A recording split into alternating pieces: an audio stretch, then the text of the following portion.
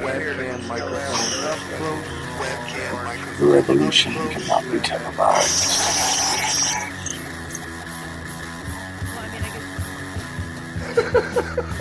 At the age of 19 in 1962, she was a... See, but I have the files.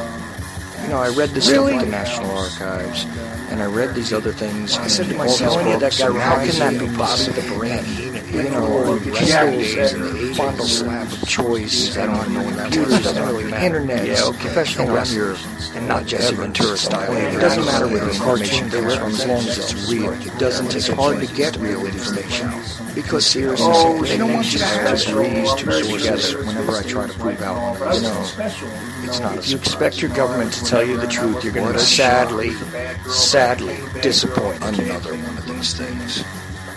Dear Lord, what a dirty old man, huh? Really? Can't be serious. Is this really how you want things to be? Come on. More hooker, eruptions? Eruptions, whatever. Like Dave Powers kind of... Really? Allegedly broadcast live from FEMA Region 2, 3, within the borders of the formerly united and currently occupied states of America. We bring you the Ochelli Effect. I damn sure know I'm an original. We have all these situations. I'd love to know why it takes 50 years, for that's that. For a 19-year-old girl to eventually get up to gumption to put these things out. Ah, yes, and that is definitely that. UCY.TV radio, the Ochelli Effect is live on Saturday nights. Oh, buddy. Here we go. So tonight what I'm going to do is bring in a couple of friends, and we're going to have a little chat about a few things. I got a couple of articles lined up because I've given up on trying to play videos on my show. Yeah. But let's see what we can do here. I'm going to try and add my friend Dylan Wade to the show in just a sec here. And then, of course, I'm also going to bring on Mr. Souvenir from the Souvenir event, if it allows me to. Let's see now. And come on, Skype. Let's see what we got. Looks like I'm dialing Dylan, and Dylan, are you with me yet? Nope, not just yet. Still dialing him. Well, anyway. Let's get into the meat of things. Well, maybe not.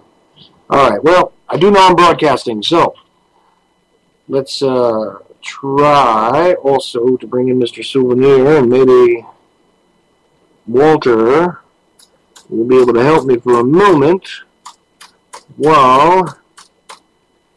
Come on now. I need cooperation. You know, I should just sing during these parts, but I don't. Let's see now. Well, come on, Skype. All right. Walter, are you with me, sir? Hello. Hey. All right. Is this FEMA Region 3? It is. That's where I am. Nazi-occupied Holland reporting. Well, we're going to have a little fun tonight, Walter. I don't know exactly what we're going to cover. We're going to see if Dylan's going to drop in. It's still dialing him, it looks like. Mm-hmm. But let's see what we can see, sir. How are you doing tonight? I'm all right. It's a bit late for me. It's 2 a.m., but it's okay. How are you? Well, I'm doing all right. It's 8 p.m. Eastern, so, the evening is just really beginning over here. It's not even dark out for me. So, How's the weather over there? Well, today was interesting. I didn't see too many chemtrails overhead. Oh, I did. Yeah. It was hot here today, like 84, 85 inside. And, outside was even worse. So. 84 and 85. Yeah, I guess that would be hot for you, right? Yep. Yeah, I was working in 95, 100-degree weather this past week mostly. Yeah. It was definitely hotter here, but it's not a dry heat on the East Coast. Yeah, I noticed that as well. Also, when I was living in Canada, the weather there, even though it got like hot, like 30 degrees Celsius, it wasn't too bad on having a breeze because you had the sea breeze in or something. And I don't have that here in the Netherlands. I don't live on the coast. And when it's hot, it's also hard to breathe. So, yeah. Yeah, I hear you there. So, you've been keeping track of world events, Walter? No, I don't do that anymore. See, except for the thing that's going on with the plane, of course, and the Gaza troubles. Those are the two kind of stories I follow. Oh, absolutely. Hi, Chuck. Dylan, you there, buddy? Yes, Dylan. Sorry, I was finishing up eating. No problem, sir. No problem. We were just Dylan. Talking about the weather. Actually, you're still in FEMA Region 2, Dylan. How's the weather up there? So it's still really hot. Yeah.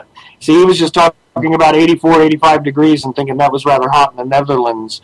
It's 2 right now. 95, 96 average here. I'm outside all day during the week, so... Yeah, that's 85, 84 inside. That's in the shade, so outside would be worse. Yeah, being in a wheelchair, it's even... I can't sweat, so it's horrible. Oh, my God. Yeah. And, speaking of that plane, I was looking at this article because, of course, the headline captured my eye really quickly from Reuters. Actually, bodies rained down on Ukraine village after plane disaster.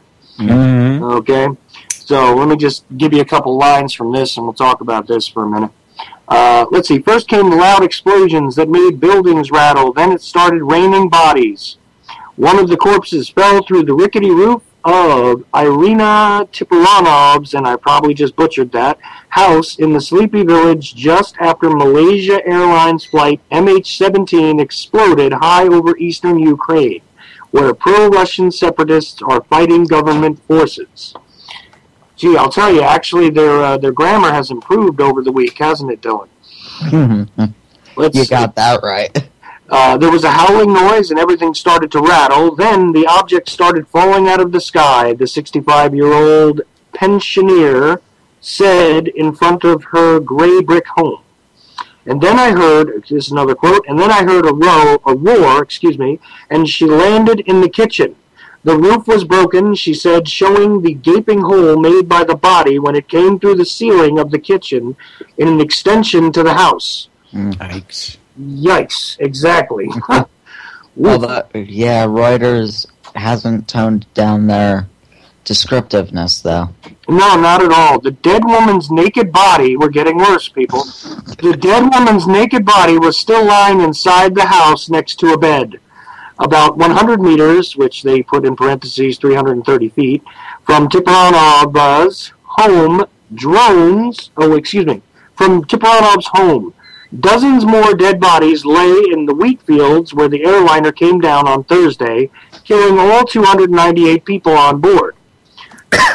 Still visibly shaken by her experience, Tipuranova said, the bodies still here because they told me to wait for experts to come and get it. I'm getting a little shaken by their article. The article is disturbing enough, right? Let's see. Another local resident in her 20s who refused to give her name said she ran outside after hearing the plane explode. Quote, I opened the door, I saw people falling, one fell in my vegetable patch, end quote, she said. Well... Oh my God. Can we stop reading this? I think I'm going to leave it there. I mean, what more do you have to say? I mean, the next subheadline is Red Rose and Plastic Sheets. Wow. I don't want to know. Yeah, I don't even think I want to go any further on this one. But, I mean, this is one of those situations, though, where I got to say that a lot of people will start talking about how events are staged and how how this, is theatrical. It's theatrical to some degree because it's useful as part of the agenda, as part of the warmongering posturing that's going on right now. But these are real events in this case that are actually occurring in that section. And here's at least an insight, from the locals. Well, so. To be fair, in the truther community, nothing is real. Again, no, man. Look, only if you listen to certain people with PhDs. Let's just say, let's leave it there. Everything is fabricated, everything is falsified, everything is an illusion in one way or another. Which begs the question: if everything is an illusion, why are you even bothering with it? Why not just make your own new illusions, and then you don't have to worry about the falsified facts from the government agencies, et cetera, et cetera.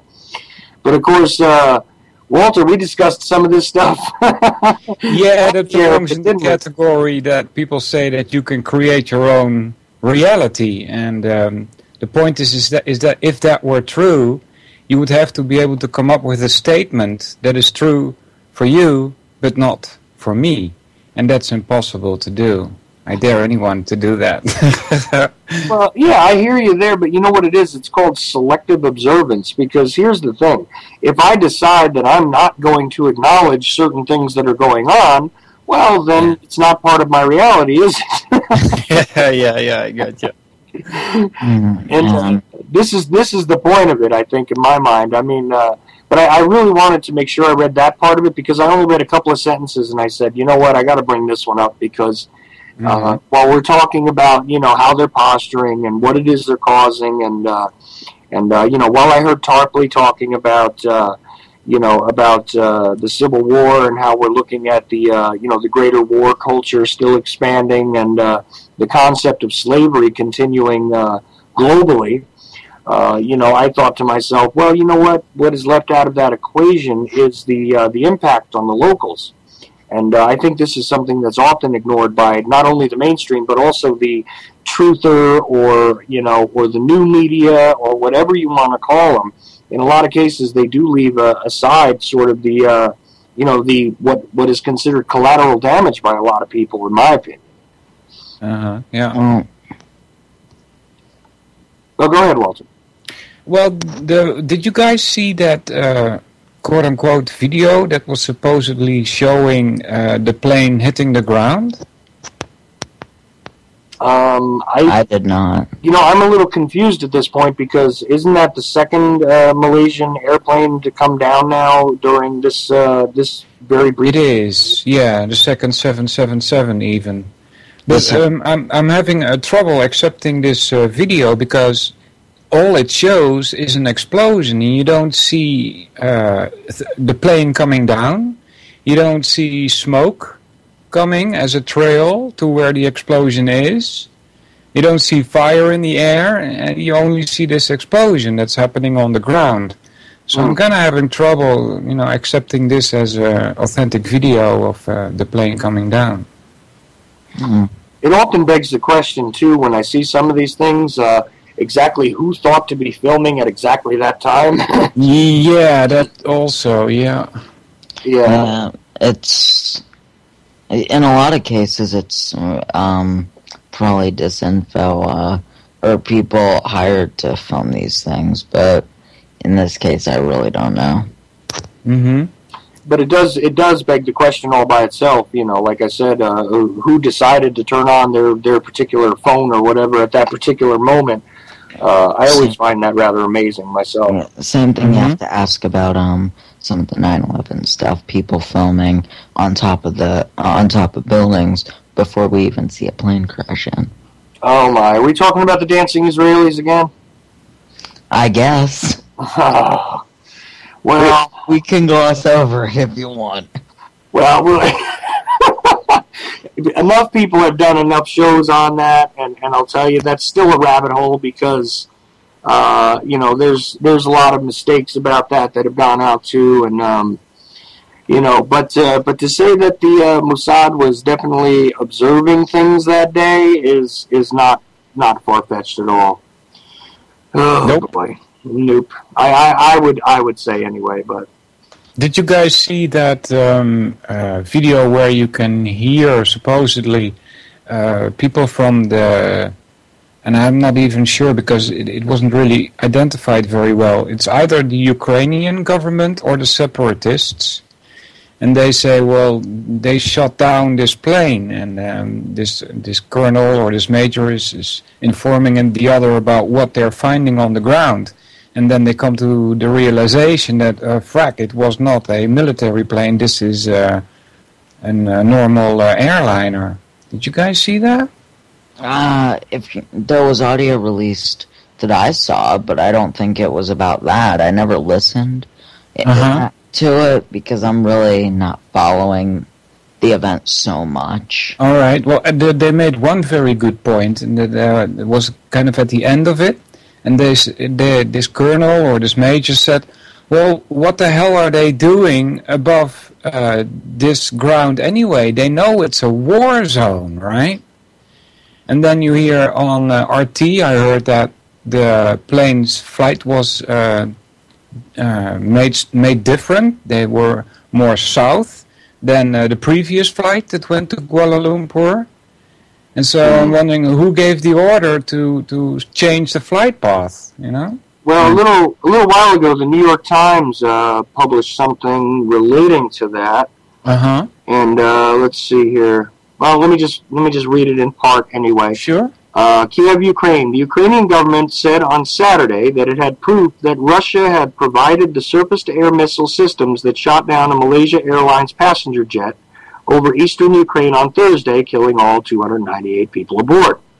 That claim came as officials from Malaysia and the Netherlands, Walter, pleaded for politics to be put aside so they could recover the dead still lying in a field in a war zone.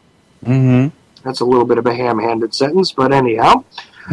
Ukraine also accused Russia and separatist rebels in the east of trying to cover up their role by blocking recovery workers from the crash site, removing evidence, and driving 3 missile launchers back to Russia just hours after the crash. Let's see now. At a news conference in Kiev, Vitaly Neda, the head of counterintelligence, I should know that word. Let me start again. At a news conference in Kiev, Vitaly Neda, the head of counterintelligence for the Ukrainian State Security Service, displayed photographs that he said showed the 3 Buk-M1 missile systems on the road to Russian border. 2 of the devices, missile launchers mounted on armored vehicles, crossed the border into Russia about 2 a.m. Friday, or less than 10 hours after the jet, Flight 17, was blown apart in midair. He said the third weapon crossed about 4 a.m. Let's see. Said that the missiles... Okay, Mr. Neda said that the missile had been fired from the town of... Oh, God. Snizhine. I'm not even going to bother with that. In rebel-controlled territory, echoing American intelligence showing the missile coming from eastern Ukraine. Both the Ukrainians and the Americans said they believe that the separatist rebels would have needed help from Russia in order to fire such a weapon. Yeah, it goes on and on here, but I mean, basically they're alleging a cover-up and that the Russians did it, and now they're trying to blame other people. I mean, this again is part of the warmongering posturing that's going on regarding this whole event. You know? Yeah, I'm not so sure even if it was a ground missile that shot it out of the air. It could also have been Ukrainian jet fighters that blew it out of the air. Well, yeah, especially because now I have taken a quick look at one of the videos that says it's from this midair explosion. And you know what? I don't, I'm no expert on this, but if you take a look at it, it seems to be a little more characteristic of something like an air-to-air sort of strike as opposed to a surface-to-air strike, doesn't it? Yeah. Well, there are a lot of theories already about it. Yep. I don't subscribe to any of them yet. I want to know the full story about it, which we won't know for 6 months. I hope not that it takes that long. Yeah, so you're giving it 6 months. I think that would be a way too optimistic kind of appraisal of how long it's going to take to really get the truth about this stuff. I think it's going to get swept under the rug as usual, and unless it's useful from a strategic standpoint, I don't think it's going to be. It is extremely useful to them because it'll probably give the U.S. an excuse. JJ says in the chat, Rebel leader says plane crash bodies were not fresh, reeked of decomposition. That could be true. I've heard that there were a lot of scientists on board, like 100 or so. They all had to do with... Sorry, what? The Washington Post reported the same thing. Yeah, all right. And they all had to do with research going into AIDS. And these bodies could have been dead already, before it all happened. So... Yeah, in which case we might not even be looking at a scenario that has anything to do with, the strategic confrontation between the Russian Federation and the EU and all the other players that are going on there. We might be looking at just, a convenient body dump, if anything else. And I wouldn't put it past them. That's for sure. No, we've learned time and time again that these people are willing to go to extremes. Yeah, but... You know what I find interesting, though, is that, now it sort of makes a little more sense why we spent so much time focused on that other Malaysian airliner that disappeared. It's like now we're supposed to be very familiar with the fact that they have airliners and that there are plenty of... just as a primer, I guess, to get us ready. I guess that's why CNN spent all that time on it, right? Well, if there's one thing I've learned from all these airliner disappearances or crashes, it's never go on a plane in Malaysia.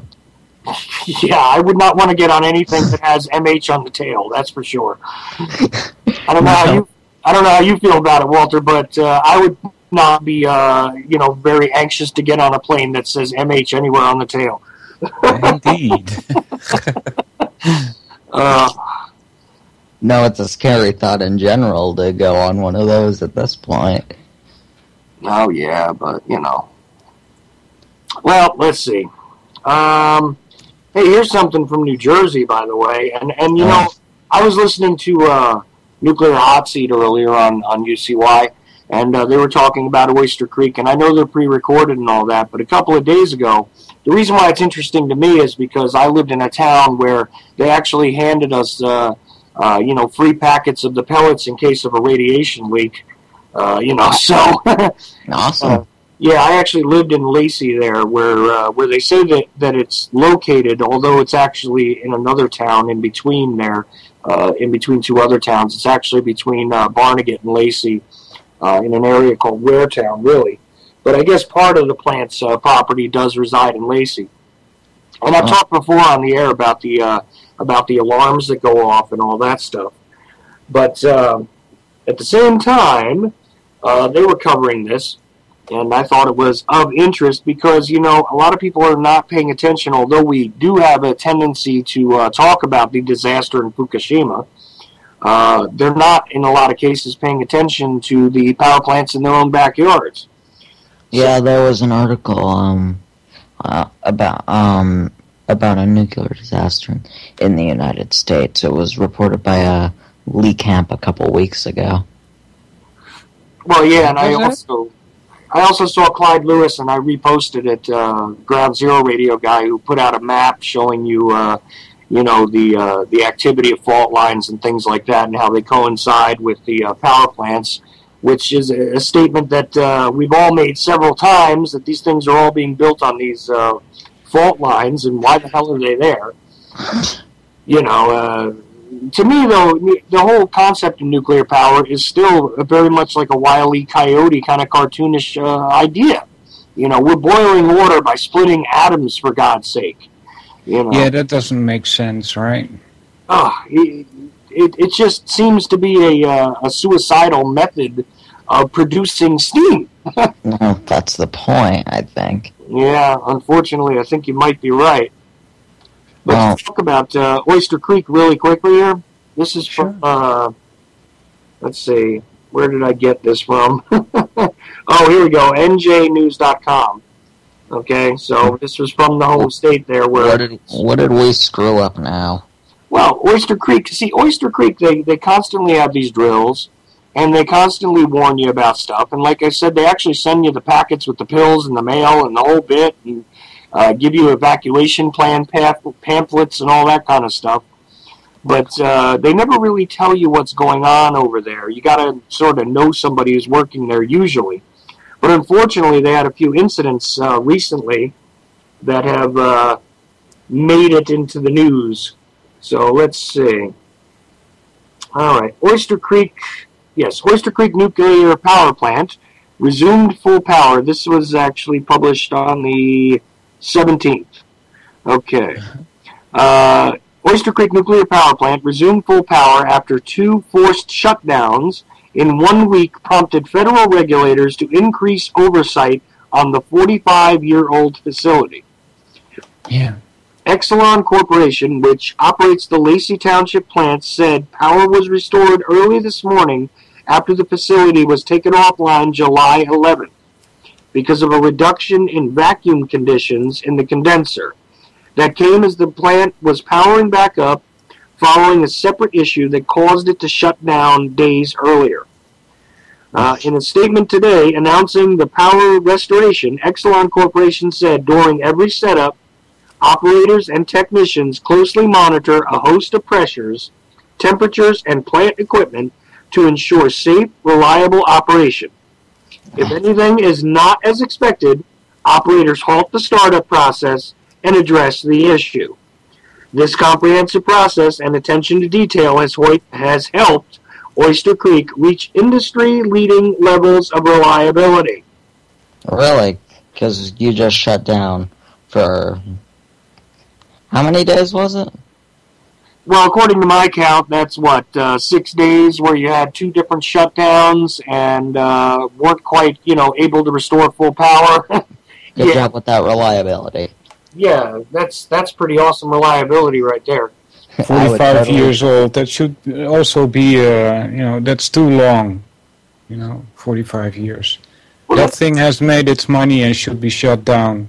Oh, exactly. And that's the other thing, is how old are most of these plants? None of them are brand new, and over time, what do we know radiation does to anything over time, right? It degrades it, it destroys it, it breaks it down. No matter how well you build these things, what are we looking at here? Yeah. Well, was it thorium or uranium, or do you know? Let's see. It's due to shutdown. See, and here's the other thing. Oyster Creek, which generates enough electricity to power 600,000 homes, is due to shut down by the end of 2019 instead of 2029 as called for in its current license. So they're going to shut it down 10 years earlier, but don't worry, everything's fine. Nothing to see here. Don't worry, it's completely reliable. Yeah, right. They have to shut something down 10 years earlier than they originally planned because it leads the industry in reliability. So remember that, folks. That which leads the industry in reliability doesn't even make its 10-year plan all the way, right? Ugh. Yeah, the whole article is like, don't worry, nothing to worry about, so... While listing everything to worry about. Yeah, that's the funny part to me, is that it's like, we had to shut down, and meanwhile, when we were trying to start up, there were problems, we had to pull back, and, but don't worry, operators and technicians who are, there, they'll take care of it. I remember also, and this was decades ago, that they was on television. They said, yes, we know that there is a problem with the radioactive waste, but we will get a solution for that. They were just shoving it into the future, saying that future scientists will find a way to get rid of this waste in a good way. Well, we're now 40 years on, and still, nothing. Yeah, there's no reliable way to get rid of this stuff. It's got, a 500,000 year half-life or whatever the hell. But Chuck, it's the leader in reliability. Oh, yeah, and it's also, clean and efficient. I still cannot wrap my mind around it unless, like you said, Dylan. Unless it's purposely done to poison the planet. I mean, what other purpose could you have? It's so money? bizarre. But even money at this point. How do you have something running for 45 years? And how can you give such crappy customer service and still make all that money? Because people don't know any better. This is what the deal is. But it was shut down for 6 days. People weren't getting power in Oyster Creek for 6 days. Yeah, but see, I didn't notice it coming up, as an alarm anywhere, really, except on, like I said, I heard it on Nuclear Hot Seat because I hadn't been in the area. If I had lived, if I was still living there, I probably would have been somewhat aware of it. But here's the thing. Nobody thinks about this stuff, and I'm willing to bet right now that there are tons of power plants near anybody who's listening to us that are just as bad or worse. A lot of them are, actually. Yeah, I guess. But still, it's amazing. But, again, from its inception, and like Walter said, they do keep kicking the can down the road, too. How are we going to keep doing it as long as we let them? All right, but how are they going to dispose of the radioactive water or the spent rods or any of this other stuff that's, and what good are your gold coins going to do you if they're all glowing? I'm not really sure.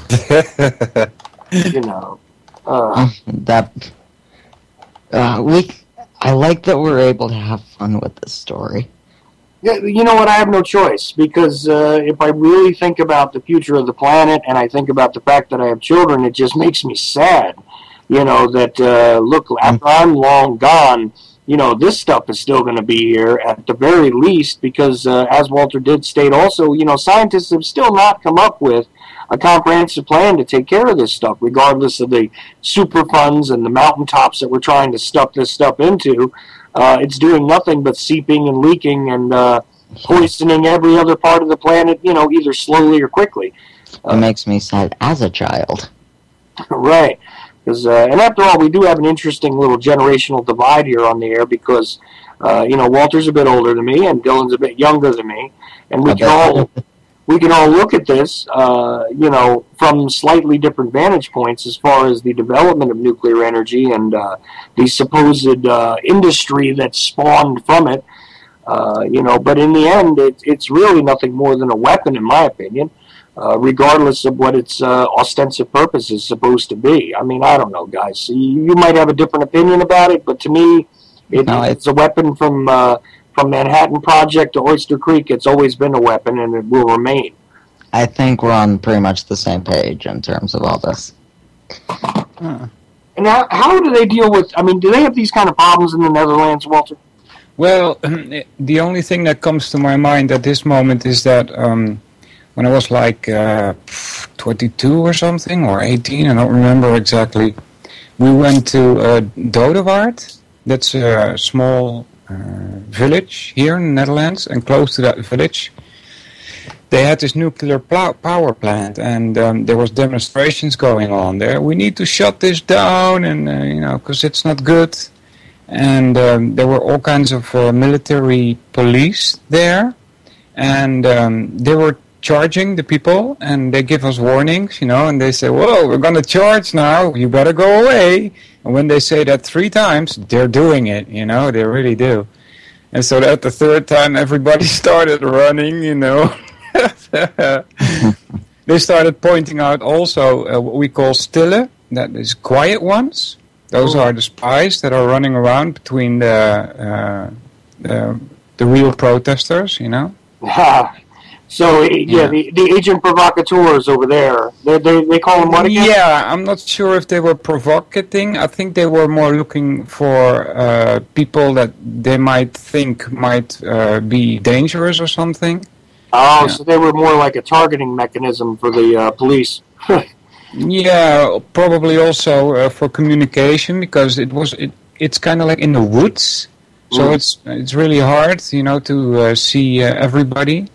So they might, just put a few in there, let them walk with all the rest of the people, and then walkie-talkie in the rest of the information that is needed. Ah, okay. Man, and you happen to be there, huh? I was there, yeah, for a couple of days, because it went on for a while. And I think it's closed now. So.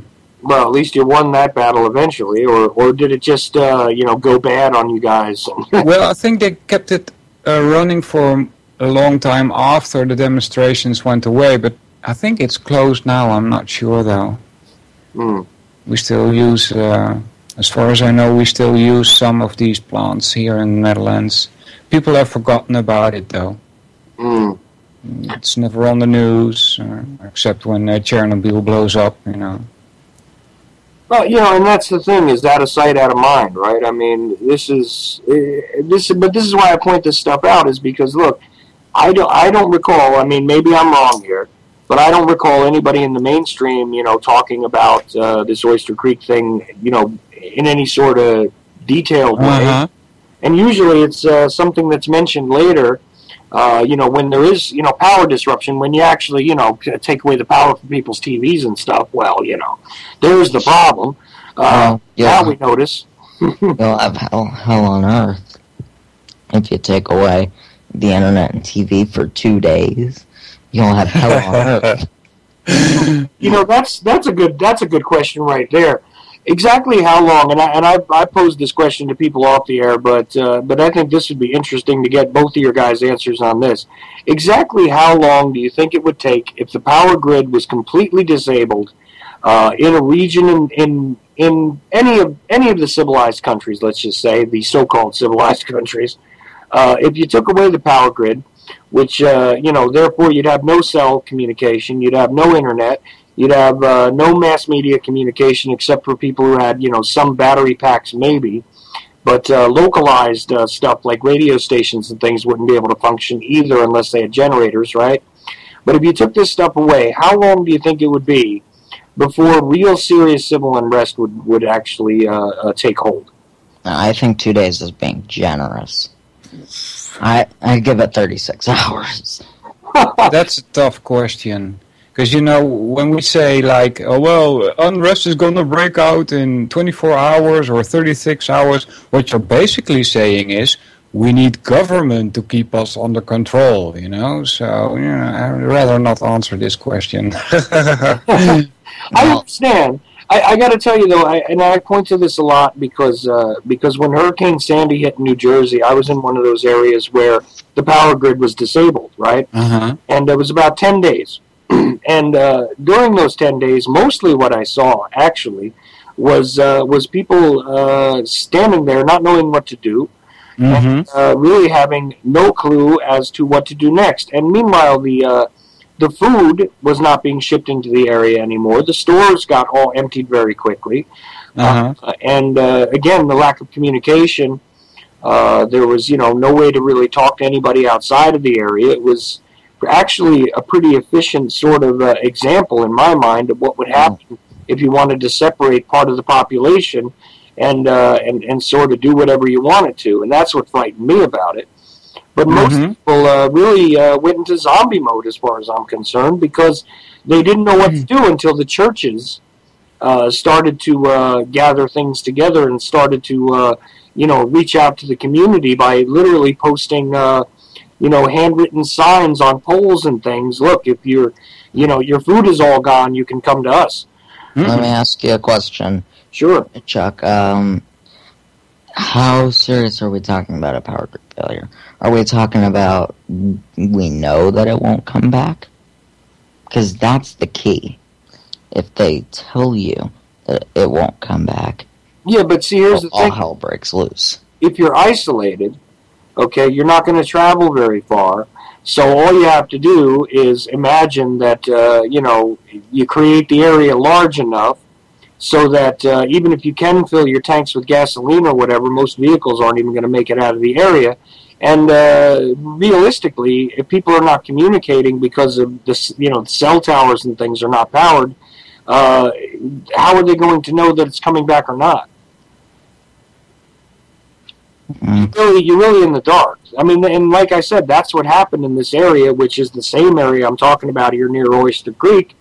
This is what happened. There was no communication. There was no way for anybody to do anything. I mean, basically, we had no cell phones, no internet, no nothing for that 10 days. Well, it's an interesting thought. I think that what would happen, and let's get a general area. Let's say there was a complete halt to the power grid in New York and California. How would break loose? That's unfair to begin with, though. Okay, New York. Because, yeah, but even so, New York is a different animal in this country entirely from even most major cities, in my opinion. By the way, if anybody wants to add in, the phone lines are open, so 718-717-8296 if you want to add in. Also, if you have me on Skype, you can just jump in too. That's fine. But New York is a totally different animal, so I don't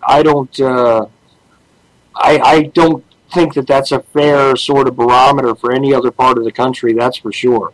Okay, how about this? And meanwhile, I didn't limit it to the United States. I mean, look, if you cut the power completely to the city of London, let's just say, you're not going to have the same result that you would in New York City, I guarantee you.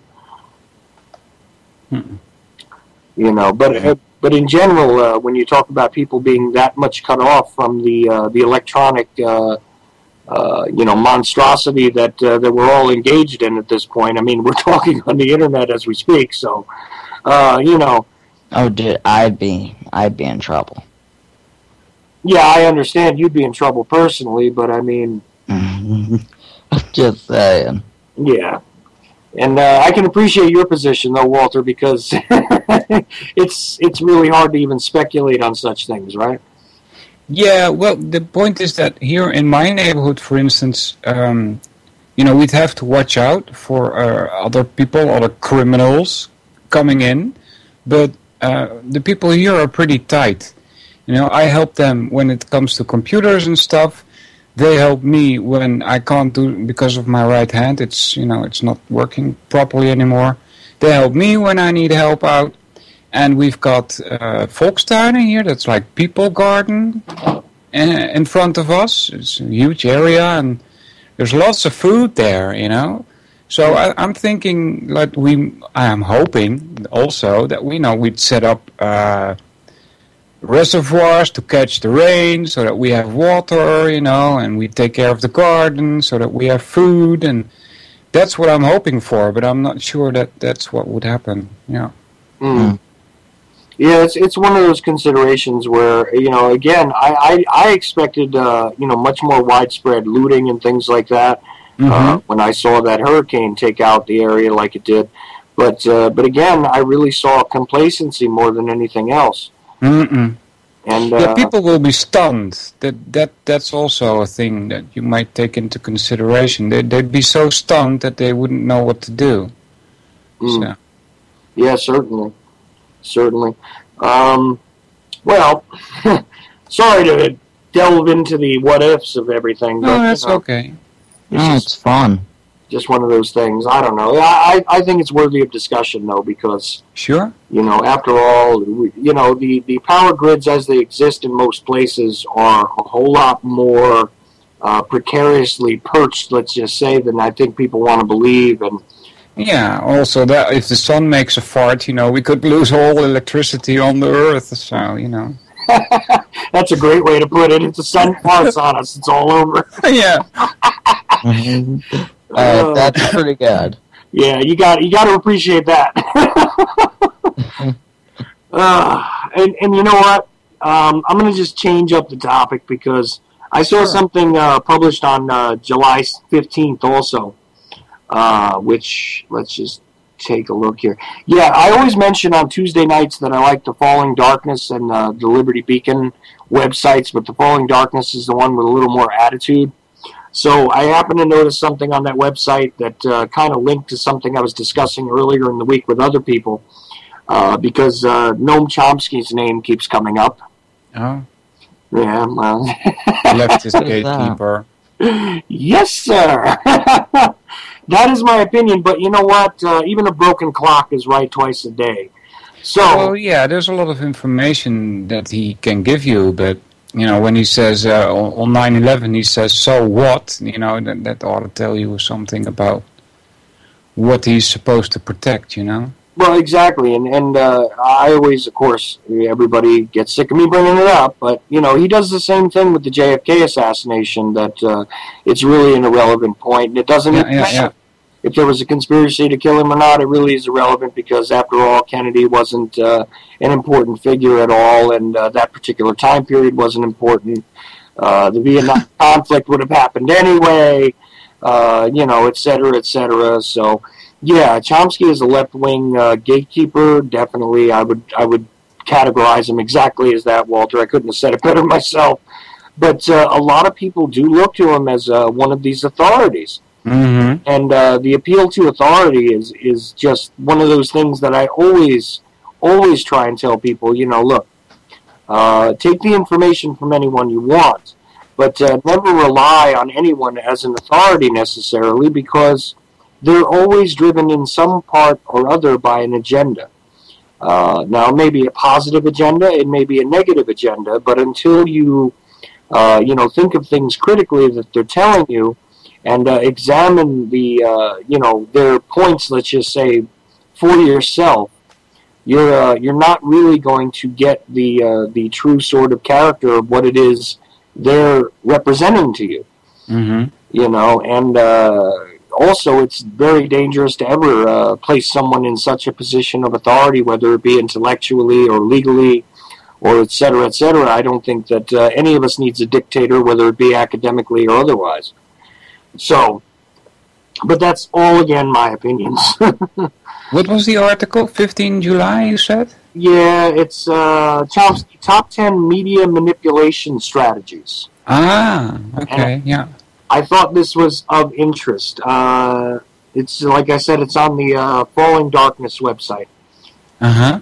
Let's see now. Noam Chomsky. Now, of course, they give him his, his obligatory, pat on the back to begin with. A distinguished American philosopher, political activist, and professor emeritus of linguistics at the Massachusetts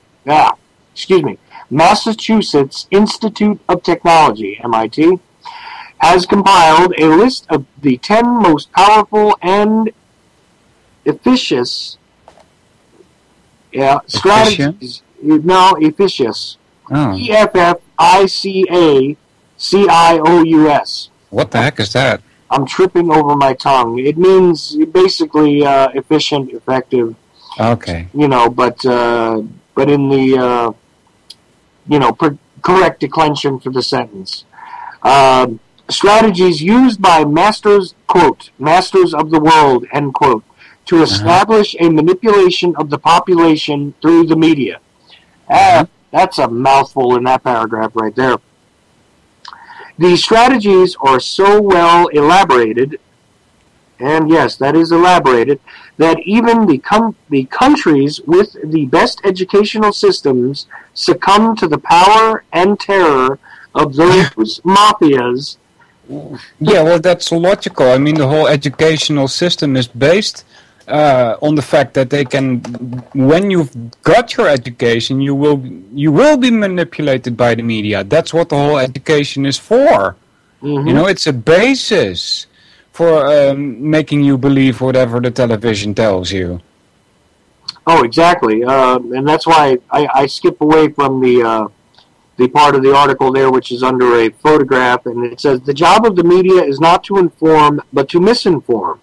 Mm-hmm. Divert public attention from important issues and changes decided by the political and economic elites by the technique of flood or continuous flood of distractions and insignificant information. Mm-hmm. Now, I can't argue with any of that. Nope. Because that's exactly what it is most of us are bucking against in one way or another here. Well, this flood is an important one, because what happens is, and they found that out doing brain research and stuff, is that if you keep pushing the people with drama this and explosion here and deaths there, you forget it. It's too much for you to handle. And so psychologically what happens is you start deleting all of this stuff. And you start forgetting the things that happened like 2 days ago. That's what the flood is for, you see? Well, right, and this is the real purpose. It's not necessarily the trauma in the trauma-based programming, but the continuous flow of it is what causes people to basically become disconnected from it because it becomes just part of the background noise. You get an amnesia from it. Right, and psychologically, anyone who is continuously confronted with something disturbing is going to either shut down or create a coping mechanism by which they divert said disturbing things into a different part of their mind, let's just say, which doesn't keep a cumulative count of these things. It sort of compresses it so that it's much easier to digest for the conscious mind, right? Mm-hmm. So this is the thing, and then there are the 10 strategies. I'm not necessarily going to read all of this, but the strategy of distraction, okay, which the primary element of social control is the strategy of distraction, which is to divert public attention from important issues and changes. Yeah, we already went over this. Let's see. The next one, number 2, is create problems, then other solutions. Doesn't that sound familiar, Walter? Exactly, yeah. The message... He should have put that the other way around, though. He should have said the solution is already known, and then they create a problem with an expected reaction, so they can put forth their already ready solution. Oh, of course, it's predetermined. But this method is also called problem, reaction, solution. See, there's our terms. He starts with the problem. You should start with the solution. Right. If you want to explain it to people, really, what's going on here. Right, and it says, for example, let it unfold and intensely... Okay, let it unfold and intensify urban violence or arrange for bloody attacks in order that the public is the applicant's security laws and policies to... Oh, wow. Well, yeah. It's basically one long way to say the media manipulates fear. Yeah, but, okay. Then we have the gradual strategy, okay, which is acceptance to an unacceptable degree. See, that's what we were just talking about, pretty much, the gradual strategy, which is, like you said, if you think about the acceptance level of something, it becomes more acceptable when it's being thrust upon you constantly, so that flood, again, is the present sort of piece to the strategy, right? And then we have the strategy of deterring, which, of course, is all about distraction, I'm sure. But another way to accept an unpopular decision is to present it as painful and necessary, gaining public acceptance at the time for future application. Well, see, that's another thing. Look, this is how bad it's going to get. And meanwhile, they do something else bad, and it becomes, well, look, it could have been a lot worse. Remember what we were saying before? That's the way I read that, anyway. Mm-hmm. Let's see. Number 5 is go to the public as a little child, which, again, seems a little less intellectually solid as the rest of it, but let's see. Most of the advertising to the general public uses speech, argument, people, and particularly children's information, often close to the weakness, as if the viewer were a little child or a mentally deficient. Yeah. Which is true in most cases, actually. Yeah, and this is also like, catering to the lowest common denominator pretty much. Exactly, yeah. So the most prurient interest, well, that'll definitely catch your eye, while meanwhile, look, take a look at the sexy, crazy woman in Hollywood, because after all, we're burning children alive over here in this foreign country, so, let's not look over here again, folks. Take a look at the pretty pictures. Ay, ay, ay. Let's see. 6. Use the emotional side for more than the reflection. Let's see. Making use of the emotional aspect is a classic technique for causing a short circuit or rational analysis, and finally, to the critical sense of the individual. What? Wow. Yeah, that didn't seem right. Let me try that again. Making use of the emotional aspect is a classic technique for causing a short circuit on rational analysis. Okay. Yeah. And finally, to the critical sense of the individual. Okay, I'm sorry. I read that wrong. Now, that's no problem. Furthermore, the use of emotional register is to open the door to the unconscious for implantation or grafting ideas, devices, fears, and anxieties, compulsions, or induced behaviors. Sorry. Yeah. But fear is the most important one there. You know, for instance, when in a reclame, how do you say that in English? In advertising, they show you a nice car with nice women, you know, what they're actually thinking there is that you will fear that you're not going to get a nice woman if you don't get this car, you see?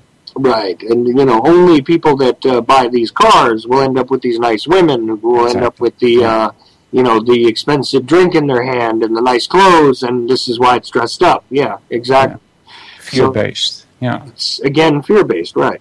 So, and then, of course, number 7 is my favorite. Keep the public in ignorance and mediocrity. Well, yeah, the choice of words here is poor again. Ignorance, you know, the word ignore is in there, right? So if ignorance means that you have been presented the information, but you choose to ignore it, that's ignorance. What he really means is nescience. You're not presented the information, all right? That's correct. That's exactly correct. It's the misuse of the word ignorance. It's all rather misused. And mediocrity, well, that speaks for itself. But that is really the result of what they mean to say there instead of ignorance, by keeping the public in a forced ignorance in a way, which is different than just simply being ignorant. So, yeah, exactly. Because ignorance is actually a choice. Yes. But not having, you know, cognitive access to information is yet a different story. And exactly. This is often what is described as ignorance. So, correct. I'm glad you pointed that out. But mediocrity is the logical result of that anyway, so it's almost redundant in my mind. Oh, let's see. Number 8, to encourage the public to be complacent with mediocrity. Yeah. Now, I don't know about you, but it seems to me that to be complacent with mediocrity is, again, redundant, because that would be mediocrity. I mean, you know, you can't be mediocre and also, you know, happily and, you know, zealously engaged in attempting to better oneself. You know, remain in mediocrity if you put some effort into it in some way or other. Yep. You know, I don't know. But, again, that's just my opinion. Let's see. Self-blame strengthen. See, now the grammar is getting worse, isn't it, Walter? It is, yeah. And it's not just my reading, I swear to you. Self-blame strengthen. Okay?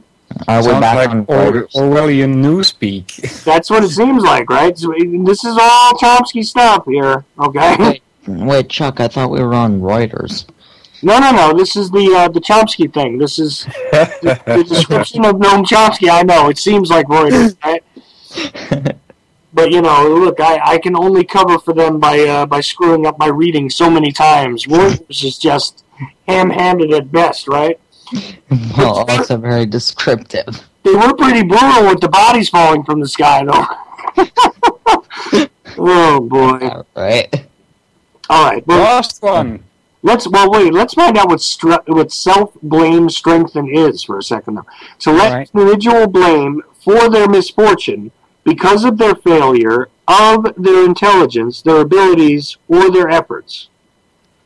So to let individuals blame for their misfortune, okay, comma, because of the failure of their intelligence, their abilities, or their efforts.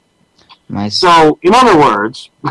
Am I slow, or did that not make any sense? No, it does, but again, it's really badly worded here. What it is that, look, you have to blame someone and something for your misfortune. So, it is a failure of your intelligence, your abilities, and your efforts. It's your fault. Everything is your fault. Your failures are all your fault, regardless of how the system or the deck might be stacked against you. I think that's what you're trying to say. That's like the master, he's chopping off your legs and then blaming you for not walking, right? Exactly. Same exact type of method, but a little more brutal. Although this is more insidious because you can definitely get a whole lot more victims. I mean, if you had to spend all day chopping the legs off of people that were paying attention to the television, you'd be able to do nothing else, So the continuation of that, the self-blame strengthen, is so instead of rebelling against the economic system, the individual auto-devaluate and guilt himself. Mm-hmm. Wow, this is... Depression, one of whose effects is to inhibit its action. Okay. Again, I'll translate. Thank you, because this grammar. So instead of standing up and being angry at the economic system and exactly how, the poor will stay poor, the rich will remain rich, and regardless of the American dream or the the possibility of entrepreneurial spirit, being your deliverance from slavery, etc., etc., what you have to do is really guilt yourself. This is what this method does, and it creates a depression, which is designed to inhibit action. So in other words, if you feel badly that you can't thrive in the economic system, this is really your fault.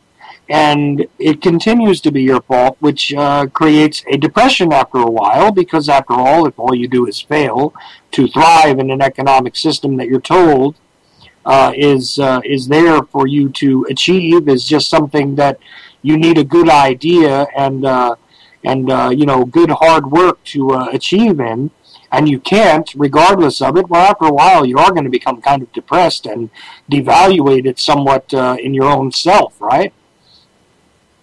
Yeah. So that's the sense they're trying to make of that. Let me move away from that one because we'll get to number 10.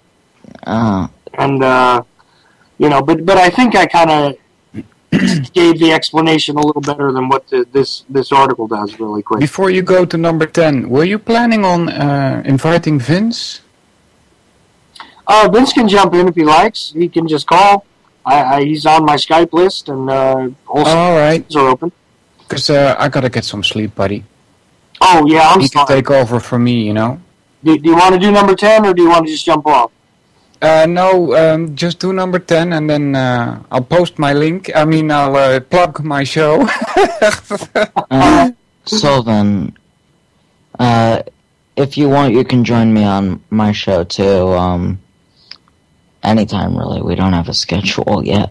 Yeah, I already accepted your Skype contact, so we can get in touch. Oh, yeah, and Walter's a really great guy. He's one of the better thinkers that I've encountered out there. He's one of the most mentally proficient individuals that you'll be able to speak to. And even though English is not his first language, he definitely, you notice, picks up on every single aspect of it a whole lot better than most American speakers ever do. He speaks it better than half the kids in my school. Oh, my God. Walter, you don't know. You apologize for your English to me, and I laugh at you, and this is why. I'm telling you, so much worse here in the United States than you can imagine with the language. Chuck and I had a 5-minute conversation about how bad language can get in the U.S. Well, anyway, let's get to this so we can let Walter get some sleep, because it is rather late where he is. Yep. It's 3 a.m. Let's do number 10. Number 10. getting to know the individuals better than they know themselves. Over the past 50 years, advances of accelerated science has generated a growing gap between public knowledge and those owned and operated by dominant elites. Thanks to biology, neurology, and applied psychology, the, quote, system has enjoyed a sophisticated understanding of human beings both physically and psychologically. Mm-hmm. So in other words, what they're saying here is that because of the, advances, the studies, the MK Ultras, the artichokes, all the other unnamed sort of... the Edward Bernays. Yes, sir, absolutely. All of the associated individuals, and of course, in my opinion, psychiatry as an institution in general. To be honest with you, what we're looking at is a greater understanding, a more nuanced and sophisticated method of control has obviously been utilized in the mainstream media. And therefore, this is what we have. So, even though some of this is worded very badly, I give credit where credit is due with Chomsky. Like I said, a broken clock is right at least twice a day. And regardless of the fact that he thinks that 9/11 and JFK's assassination are pretty meaningless events in American and world history in general. And I say again, left-wing gatekeeper, that is being rather pleasant to the man.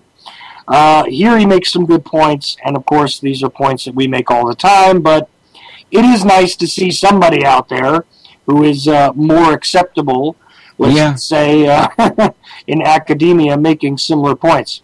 So, sir, go ahead and talk about your show, because I do enjoy it and listen to it myself every chance I get. And listen, I've been very busy with the Trivium, but I'm going to drop that. And I'm going to start doing more regarding ancient history and the mythologies. So I'll be reading from the Mahabharata coming weeks, and on every Saturday, 10 a.m. Eastern Standard Time.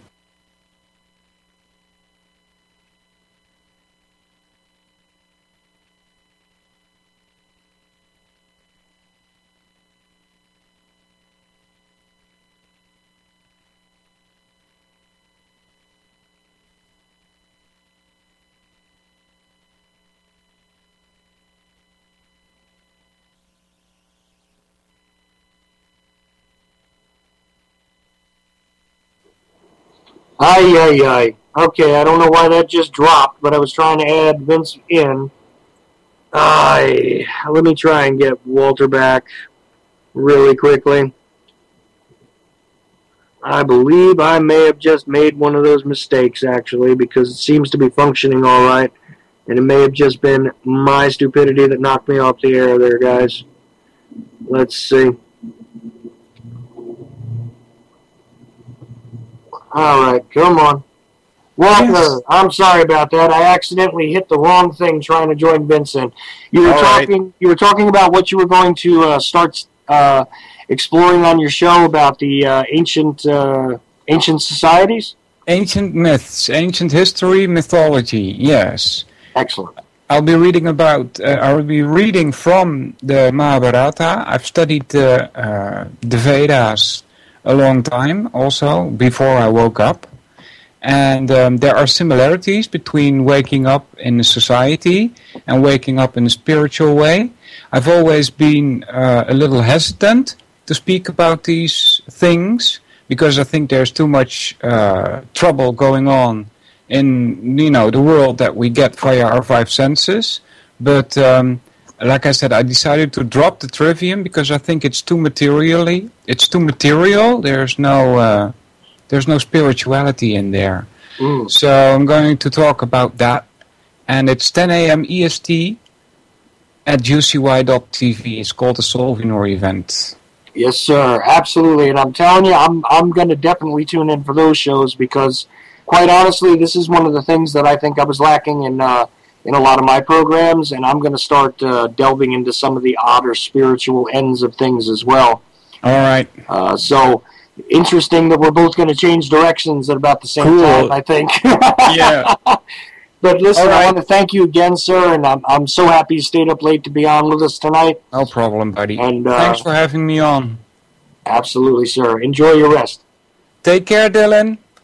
Take care. Night. So, I got to tell you, Dylan, I'm sorry about that. I accidentally whacked the wrong button there. So it wasn't actually the Skype dropping or anything else. That was my mistake. I accidentally put the show on hold. I could still hear it going. Yeah, I know, but then but there's a little delay with UCY, so it's like probably. Right, I could hear you talking, saying, "Let's try to get Walter back." Oh, okay. Well, it was still going. It just not. I couldn't get back in. I thought you had been taken off air again. No, and that was weird too when that was happening before because it was just totally strange, and I could not explain for the life of me what was going on with the Skype at that point. So I don't think anyone could because it happened to Vince too. Yeah, and it was happening to a lot of people. That's true.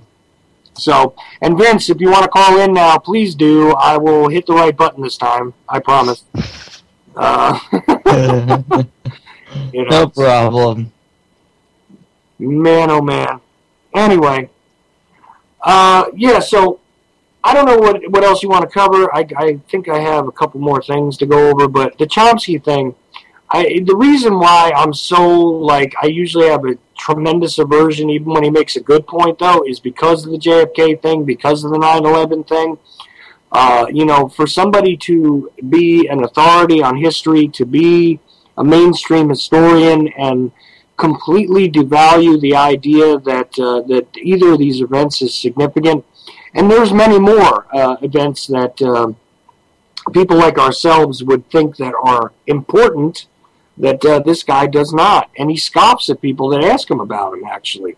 When he does some of his speeches, some of his public appearances, whatever you want to call them, at conferences or whatever, if you get up and you ask him a question about JFK, or you ask him a question about 9/11, you'll find out very quickly that he has really no use for that discussion whatsoever. Which is really weird to me. How can that not be significant? Yeah, exactly. Vince, did I get you this time? Hey, you got me. How's it going? Oh, it's going, man. It's going. And I thought that knocked... I thought you just added and it knocked us off. I know it's happening to me, and it has been. I don't know if it was. Jules may have something. She said that we may have to take this dreaded update. I avoid any type of updates like the plague. Yeah, I've been refusing the Skype update, actually. Just started asking me that about 2 days ago. I've never had it asked me. It may have a long time ago, but... usually, is what I like to do is something like that. Just go ahead and do a restart. Mm. That's helped in a lot of instances. I think. So have you been listening? Have you been listening to what we're talking about? Yeah, kind of off and on as I'm running here, Heather and Young back and forth through the internet. But yeah, ask me anything. Ask you anything. Anything. And yes, before you ask, yes, I am naked. See, and I'm outside in the front yard. Now I'm running down the street. Oh, great. So there goes my 2 listeners. Thanks, man. Appreciate that. Yeah, I feel like I may be cheating everybody. I haven't even had a drink and trying to be funny. So I think I'm definitely more funny when I'm drunk. At least to me, I am. Well, Vince, looks aren't everything, but it's all right. I got a face for radio too. It's okay. So do I. All right, so you've now joined the ugly trio on UCY.tv. This is the Ochelli Effect, but here we go. I feel pretty myself, personally. Look, man, as long as you're pretty in your own eyes, it all works. So, okay. Did Did you catch the thing we were talking about with the bodies falling in Ukraine there in Kiev? Yeah, I seen them. JJ said that they were decomposed, but I really ain't been watching that too close. Like Dylan was saying, it'd be 6 months, and you said a lot longer than that. And I think probably never. It's obviously, man. I try not to even figure out current events because it's just way too hard to filter through. So I let some smarter people do it, and then I see what they got to say about it, and then I take that with a grain of salt, I take historical events and let all the smart people do the research. I can't do it as well as they do. I like to look at past events and how they were involved in a trend which repeats, and so when we see trends today, occurrences and so forth, then we can put those in the same settings and kind of tell which direction it's going. So that's how I look at events.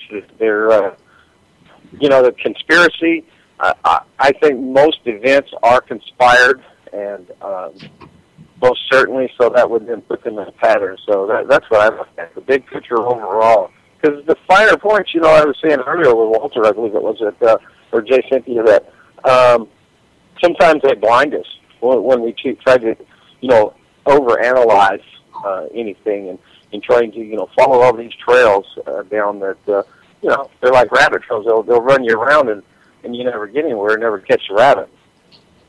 Well, yeah, and that's what we were talking about with the Chomsky article, too, is that, although I don't value the guy because of his viewpoints on certain issues, I got to say that at least he was coming out and saying that, there is a conspired sort of global effort to keep people in the dark, to keep people immersed in mediocrity, and this is all being done by design. At the very least, we got him admitting that, But I'll probably say that's insignificant, too. Well, yeah, that's the fun part is, regardless of that, it'll probably be an insignificant event that the media does this, and, so on and so forth, but who knows? It'll probably take somebody standing up at one of his, public appearances again and saying, well, isn't that a conspiracy? Because the second that you utter the word conspiracy to a guy like Chomsky, it's all over. He just attacks you. So, good luck. Really? Yeah. I'm telling you, try it sometime. Anybody who gets a chance to see Chomsky live somewhere. Who does he write for? He's just a historian. He's written many, many books. I mean, you just search Noam Chomsky on the internet. You'll find 10,000 things. Right, but you found that. He's been on Democracy Now! And Link TV, I think, a lot. I forget the name of the program, but yeah, he's been featured there a lot. Matter of fact, I believe that's where I found him at, which brings a good point that it just shows the that left-right shift, and it used to be, when I came into knowing, as it were, it was from the right, and believe it or not, Rush Limbaugh. So then we see the trend, like I said, trends, Then we see the left, exposing the lies and injustice and so forth. So swing back and forth, Yeah, well, but that's the thing. It's all on the same stage, and, just like Bill Hicks said, I like to puppet on the left. I like to puppet on the right. Wait, it's the same guy holding the puppets. Shut up. I can't do his whole thing, but and I was looking at Salenti stuff earlier too, and I like Salenti. Yeah, I do too. I've actually invited him on the show, but he didn't really give me a positive or negative response. He just kind of said thanks for inviting him, and but at some point I hope to have a lengthy discussion with him. At least you got a response from Salenti. Yeah, well, but that's what I get a lot of times. Unlike the guy who I was supposed to have on tonight, thanks a lot. But anyway. If you don't mind me asking. No, I'm not gonna divulge him yet. But I'll tell you what. This is the second time, and if it happens again, I'm just gonna do a show on him, and he's not gonna be happy. So we'll just leave it that way. Change your intro in for the little drummer boy. Yeah. Can you tell me off air? I might. I usually don't divulge, stuff like this, but I mean, this is starting to irritate me. I mean, because I plan my whole show, to have a guest sometimes. And, when they're fair about it and they say, look, I've only got an hour, or I've only got 30 minutes or whatever, it's fine. But when they tell me, yeah, I'll be there and, don't worry, we're going to be able to really take the gloves off because, you're not a normal kind of mainstream guy who's going to cut up everything I say and I'm going to be happy to come on and blah, blah, blah. And then, it just really irritates me. But, all right, enough of that. Hey, Dylan, I'll tell you off on air. There you go. I'm confused. Doesn't take... No, I can't help it. Oh, what a beautiful sky full of chemtrail-induced clouds. Oh, you've got chemtrail? See, I didn't have any today. I have. Yeah. I looked up and saw 4 or 5 of them, which is really rare for here. Oh, and I see some rain over towards the mountains over there, Mount Charleston. Like they're getting a little deposit there.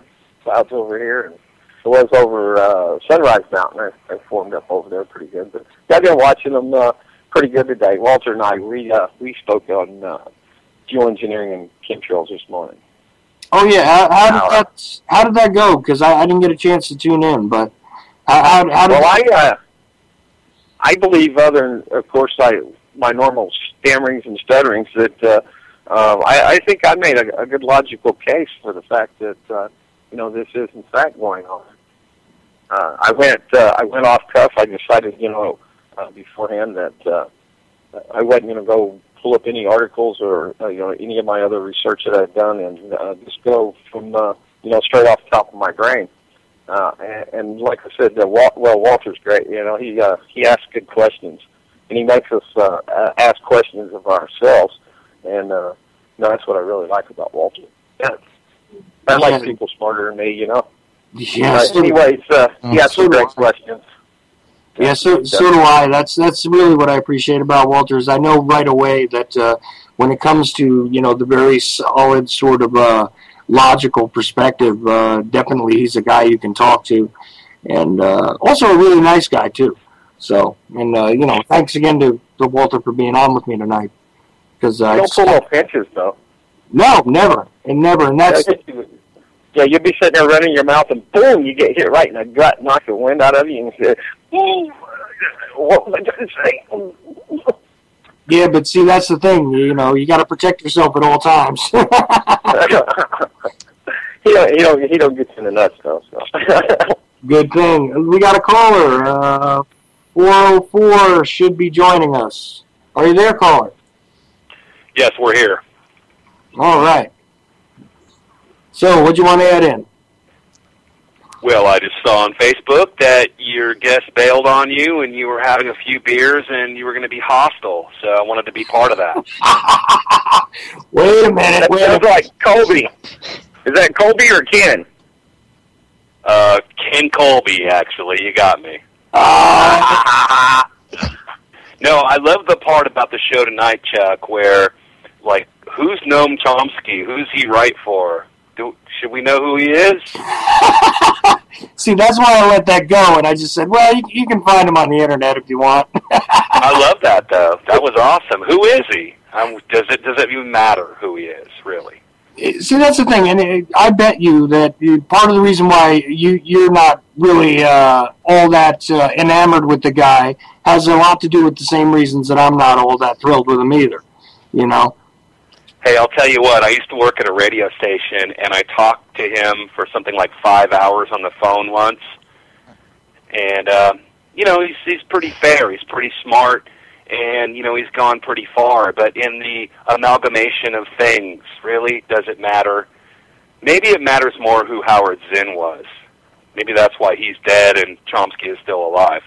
Ooh, well, that's a good point. So back to Fetzer. Oh, here we go. Yeah. Is it true? I don't know. I heard it on your show. I just want to know, Chuck. You're the man. Is it true that he's pretty much muckraked, and that's too kind for him, that he has poisoned the well for everything that he's ever gotten near? I can't understand if that's true, and if it is, why is that true? All right. Well, I don't... all right. Here's the deal with that. What has happened is, in a lot of cases, and you can find this... question...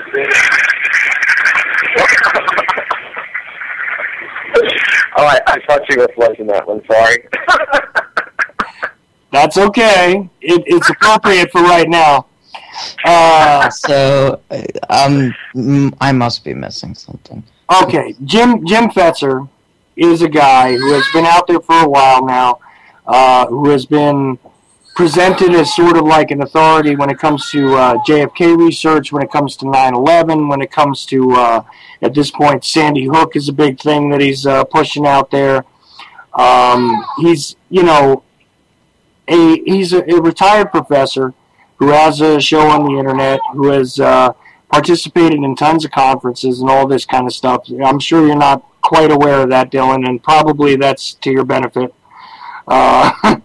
And to be honest with you, in the 90s, the guy was doing some interesting work, but really his interesting work was editing together other writers and making it possible for individuals like Gary Aguilar and David Mantic and people like that, when it comes to the JFK community anyway, to get published somewhere.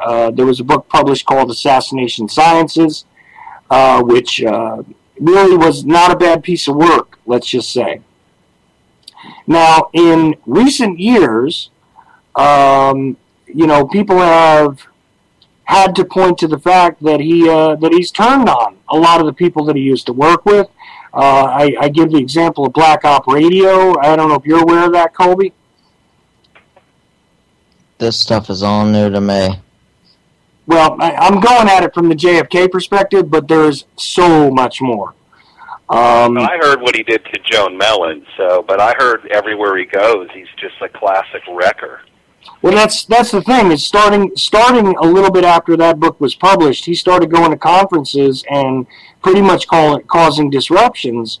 And he's almost persona non grata among any legitimate researcher at this point, to my knowledge. And I hate to have to say this because I confronted him at one point myself and ended up on one of his shows, trying to discuss this stuff logically with him. And my question that really set him off was, are you purposely pushing disinformation, or is it just that you're unaware of the facts? And that I sent to him in a private email. And that wound up bringing me on as a guest on his show. And he's been generally nice to me personally, but that whole situation with Joan Mellon, which I don't even, I'd rather have Joan on to discuss it, and she's been a guest on my show. But really, honestly, when I've talked to her about it privately, she doesn't even want to discuss it because of the poor treatment. But she's just one example, and there's a fine lady, to be honest with you.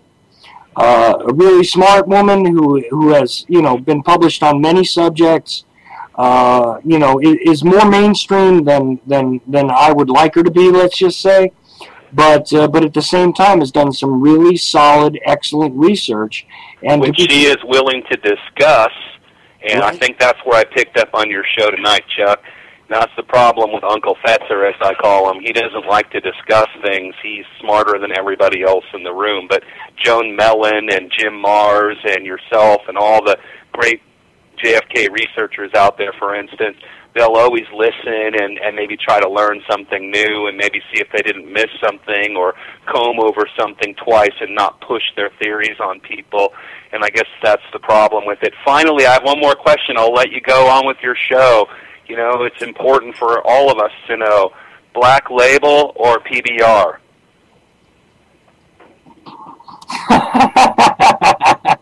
Stay bold, Chuck. Black Label, thank you. Oh, man. Did I miss something again? Yeah, Dave been taking the second hour for me here this past month. It's been a rocking job too, man. Oh yes, well, man, oh man, there's so much more I could have said, but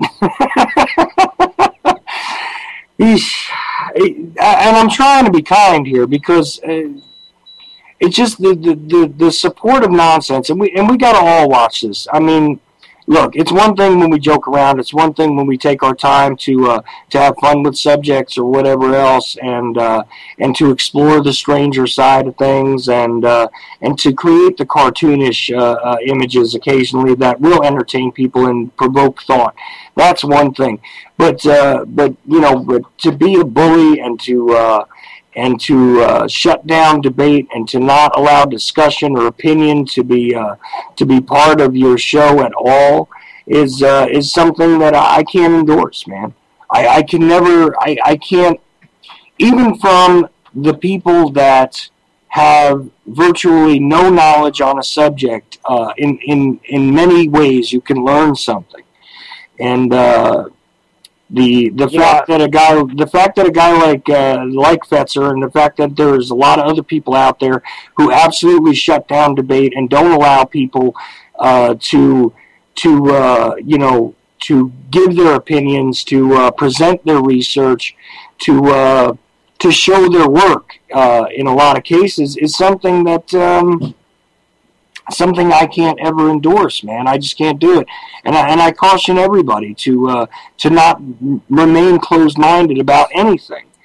Even when you think you've discovered the truth, I guarantee you that you've missed something anyway.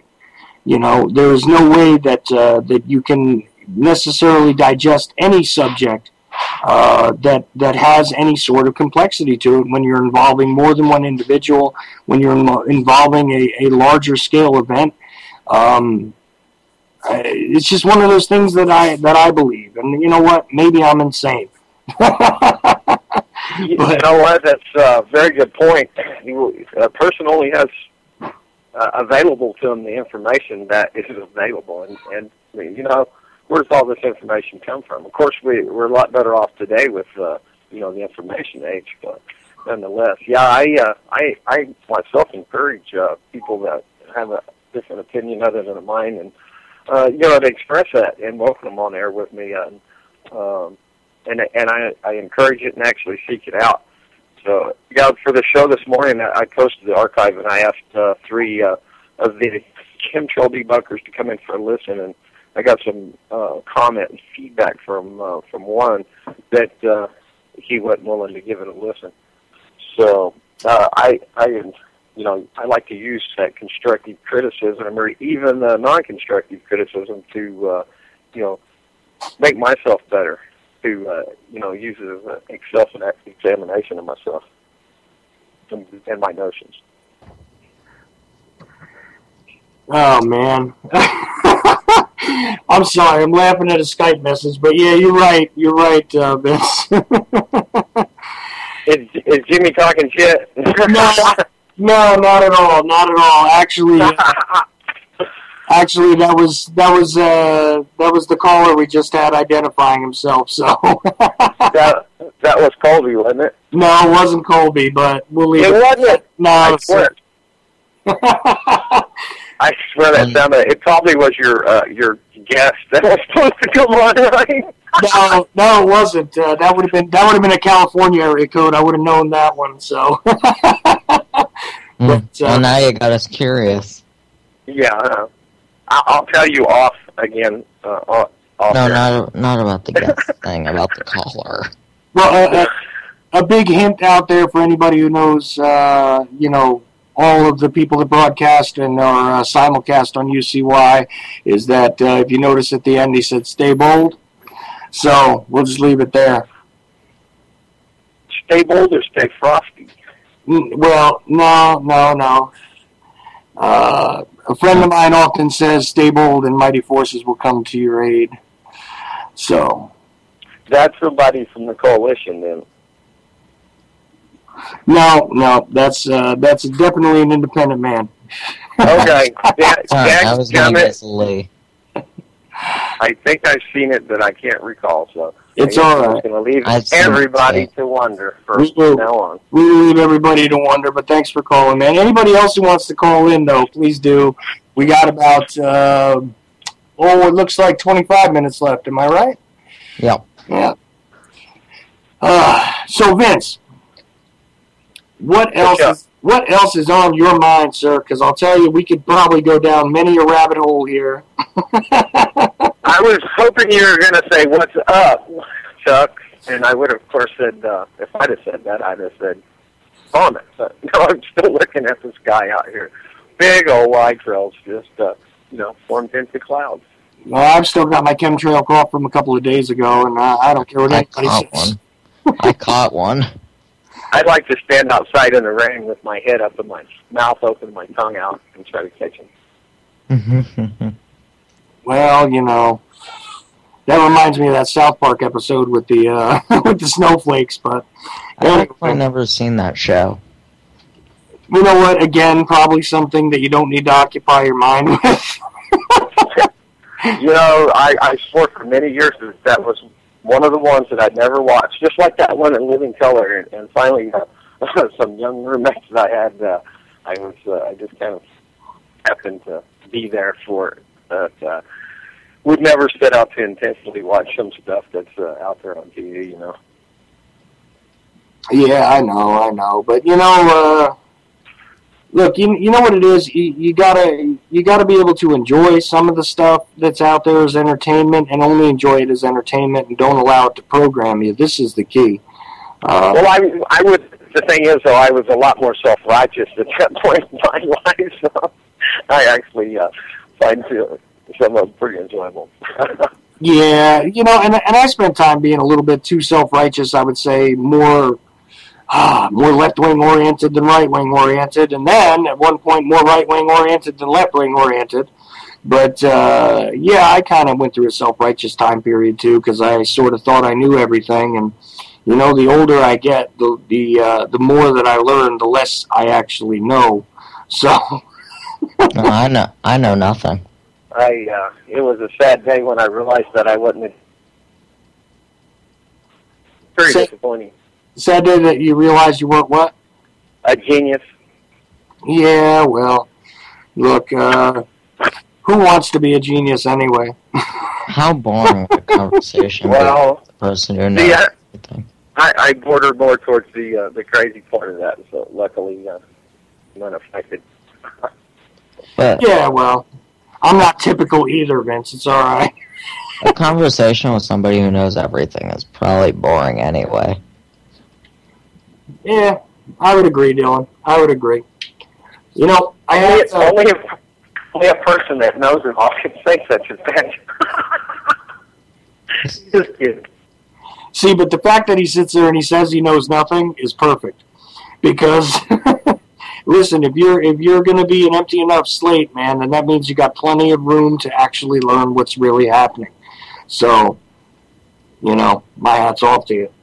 Because if I only had back all the years of unlearning that I needed to do in order to get to, the even relatively aware point that I'm at, I'll tell you, I would do a lot more with it. So, I'd like to think I'm more aware than most. Well, I would say that you are in your age group, that's for sure. And speaking of that, what do you got? What do you got coming up on your shows, anyways? I honestly don't know at this point. Every time I have a guest, they cancel. It's awesome. Oh, so you're catching the same bug that I got now, huh? Yeah, probably from you. Oh, I'm sorry, man. I am contagious. So, that ought to be my new slogan, I think. What do you think, Vince? I'm sorry I missed that. I went over to Facebook and was checking notifications. Ask me one more time. Well, I'm sorry I'm boring you, brother, but... I'm multitasking, and I had to poke a finger in my ear. Oh, come on now, man. As I was reading. It sounds to me like... You want to see me? Go ahead. You ought to see me walking through bubble gum. It's not a pretty sight. No, I was going to say, it sounds more like you're single-tasking there, brother. You're multitasking, that you're actually, participating in more than one task. We're telling too much. You're going to ruin my image here, okay? All right. I won't go any further. But I still say you're part Bigfoot, though. Yes. Well, yeah, I want to have stuff coming up, but I just can't figure it out, honestly. I was supposed to have a whistleblower on. He never got in contact with me. He didn't even tell me if he was coming on or not. He hasn't responded to any messages in the past week and a half. I was supposed to have somebody else on who also hasn't been available for 2, 3, almost a month now. I haven't been able to get in contact with him. Well, hopefully that luck changes for you, Dylan. But I'll tell you what, if anybody wants to go check it out, if you go look at YouTube and you find The Truth Speaks, there's a bunch of shows archived there on your channel, and people can check out some of the stuff you've done, including a couple of shows with me. If anybody wants to hear my mouth anymore. But, if 3 times a week is not enough on UCY, by all means, go to YouTube, and you can catch me with Dylan. And there you go. So, and you also have that other thing launching pretty soon, too. What is the name of that show that you're doing? Or do you have a name yet? It's going to stay the same. Oh, so it's still going to be The Truth Speaks? Yeah. All right, cool. So that way you can just search it on the internet if you want. Of course, Vince does What Matters Worldwide, if he's not single-tasking somewhere else right now. No, I'm over here busting up. Dodie says I'm a trick. Just kiss Dodie and give a wink at her. She giggles. She's an angel. But yeah, when she and I were out at the Bundy Ranch, I got a buddy to take a picture of us side by side, and I said, "Now give me a kiss on the cheek." And I I turned right, boom, right on the lips, and the picture didn't catch it, but it did get her with her expression of surprise. It was hilarious. It reminds me of one of my favorite movies is Lonesome Dove, and Augustus McCrae, he says a man that ain't willing to cheat at cards for a poke, and we're willing to poke that. Man, Vince, you kill me. All right, well, being on your show with Vince is definitely fun. Vince, I want to have you on mine eventually. Yeah, let's put some structure to it, because I can just be silly like this, or we can be serious and have some topic. My shows are never serious. We never stay on topic. Mm-hmm. Well, Chuck knows that all too well. Well, wait a minute now. I tried to stay on topic. Which I missed the topics altogether, so I guess that's my bad. Emphasis on the word tried, Chuck. You remember the 9/11 show? After the end of the first hour, we got into the Ukraine. Well, yeah, that's true. That's true. Yeah, and we did wind up actually discussing more about the Russian Federation than 9/11, but... Well, you know what it was, though, is because when somebody wants to debate with me, and then they show up and they kind of go, well, I just sort of agree with that, and now I don't have anything to say, I didn't know what to do with them. So, to be fair, I kind of thought he was actually going to debate. Well, that was the thing, and I threw a couple things out there, and he just sort of, gave up. I don't know what to say about that. It was the weirdest thing, because usually when somebody wants to argue with me, they at least come out with some logical argument or something, call me names, ad hominem attacks, some kind of nonsense. And this guy just kind of went to sleep on me. I was like, okay. And he didn't even talk after that. No, and where else was I going to go? I mean, it was like, well, you have nothing else you want to add? I mean, I was waiting. I was waiting for the, would America actually, self-inflict its own wound like that? I was waiting for something. And I kind of was too, because I've been asked that question, and I was hoping to answer in that show, but yeah, I mean, look, he didn't do a very good job debating you. Well, right, and then you know, we would at least introduce him to the ham-handed explanations from Tomsky's article there, you know. Oh, we can go into those on the next show if you want. Right, I mean, you know, but problem, reaction, solution somehow or other, you know, has to play into it, right? I mean, I don't know. Anyway. Yeah. I don't debate. I bait. I don't see any reason to go fishing and take the bait off the hook. Right. Hey, and I'm a master at it too. Okay. So you're a master debater? Did I say that? Yeah, that's kind of what you were saying there, but no, I don't debate. I bait. That makes me a master. Yes. Right. Right. All right. Well, I don't know if I can just shut this down for a second here. Now I got my phone ringing.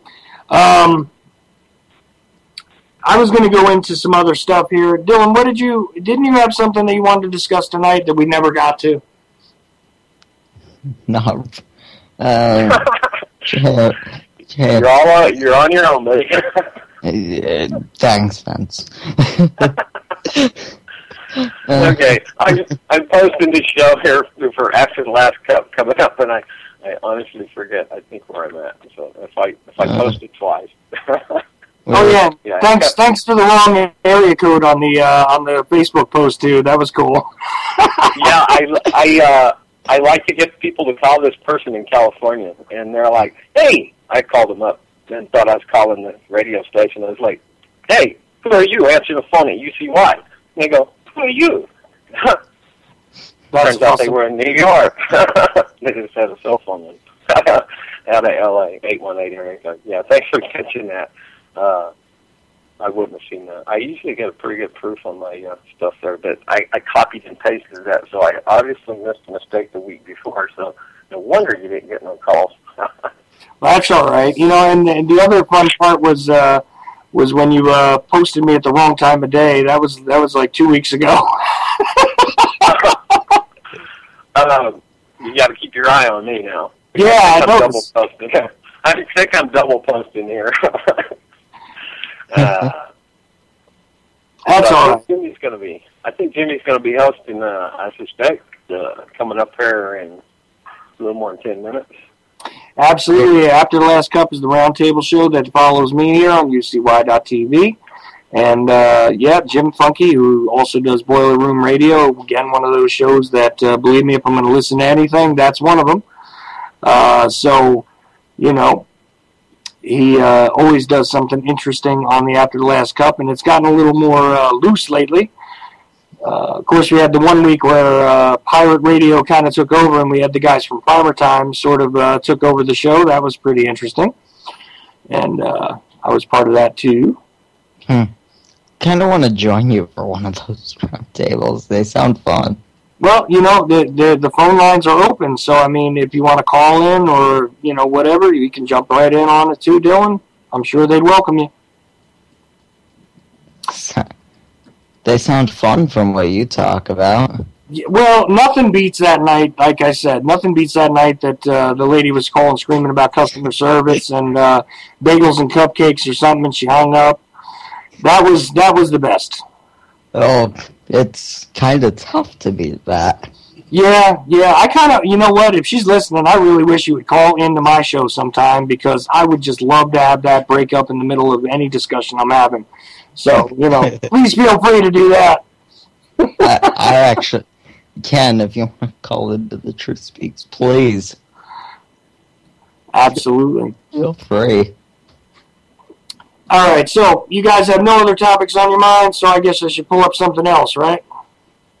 Yeah, sorry. All right, no problem. I know we were gonna talk about JFK, but Yeah, well, I don't think the listeners want to hear that tonight, but, I mean, look, if you got questions, I'm more than willing to discuss that topic. Yeah. Oh, the chat board's dead, so why not? All right, fine. Good. What do you want to talk about this time? We should probably get into it on another show, but I do want to start with Jack Ruby, all about him. Jack Ruby, yeah, that needs to be its own show, because that was really what pulled me in to all the conspiratorial aspects of the thing, because it was like everything that the Warren Commission and, of course, your mainstream media people said about Ruby, pretty much being a nut job who turned around and, decided to shoot Oswald all by himself and coincidentally just happened to get himself there 10 minutes before and all that other good stuff, was just so illogical. It made the magic bullet look, like logical. Logic, yeah. I mean, seriously, it was insane. But to study Ruby is something that requires some context, because you got to know who the guy was, and Jack Rubenstein at one point working in the streets of Chicago as a runner under people that worked for Al Capone and all that kind of stuff. There's a whole lot of relative history there. And meanwhile, he wasn't like an Italian mobster or anything like that. The guy was a Jewish dude that really did have a chip on his shoulder and really did have the attitude about, making sure that people didn't believe that, Jews were gutless and all this other kind of stuff. There's a whole psychology to Ruby, though, and a lot of mythology about him as well.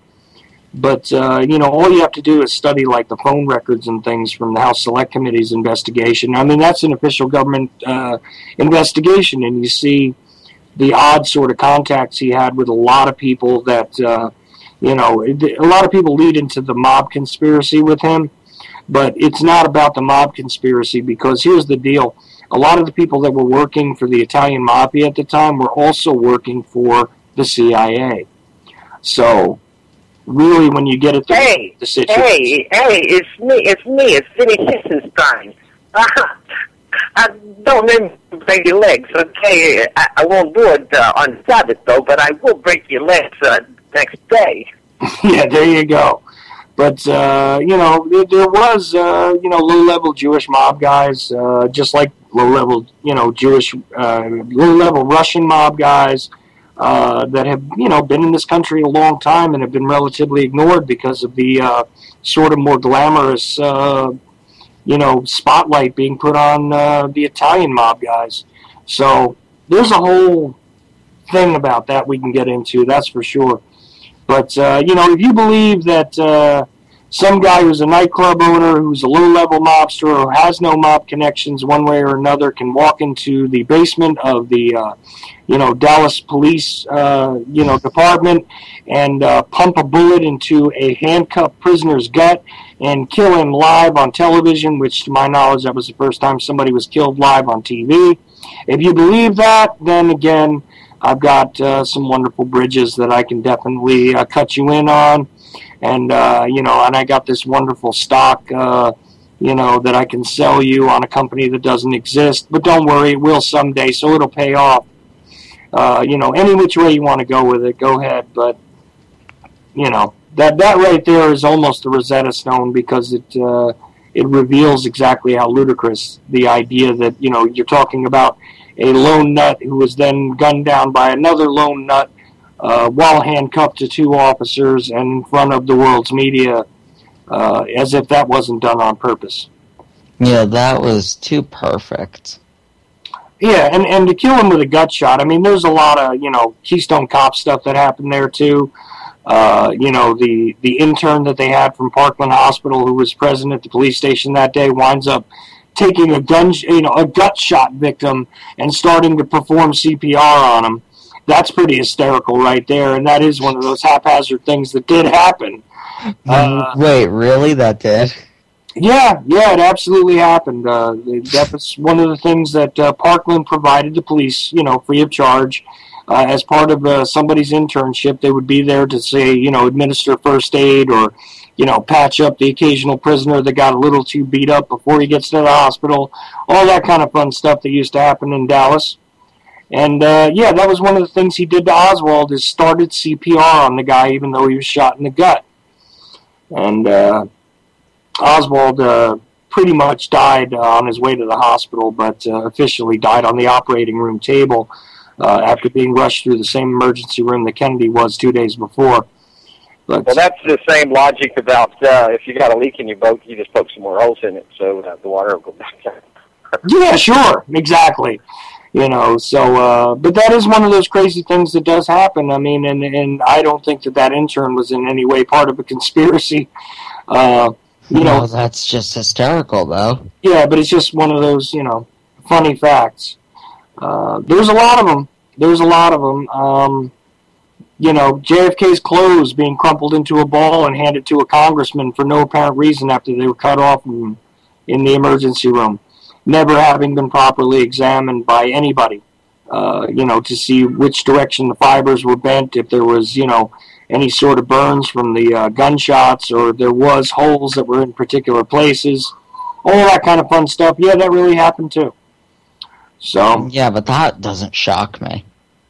No, but incompetence is not conspiracy. It's just one of those things that happens. Yeah. Well, I mean, come on, listen.